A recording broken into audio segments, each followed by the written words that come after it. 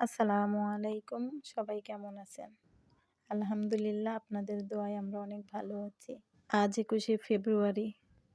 সন্ধ্যার পরে বাচ্চাদেরকে নিয়ে একটু ঘুরতে বের হলাম। বাচ্চারা বারবার করে আবদার করছিল, "চলো না আম্মু একটু ঘুরে আসি।" তাই একটু বের হলাম ওদের সাথে ঘোরাঘুরি করতে। আমার মতো কার কার ঘুরতে পছন্দ? চাইলে আমাকে কমেন্টে বলতে পারেন।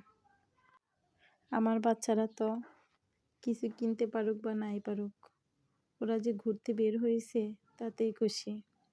আরও সাথে আছে তাদের বাবা, দাদু, সবাইকে নিয়ে একটু ঘুরতে বের হয়েছিলাম। আর আমার তো খুবই ভালো লাগে পরিবার নিয়ে একটু ঘোরাঘুরি করতে, পরিবারকে সময় দিতে কয়জনে। আর আমার বাচ্চারা তো তাদের বাবার সাথে ঘুরতে পারলে খুবই খুশি। টাকা পয়সা দিয়ে কী হবে যদি সন্তানকে সময় দিতে না পারি?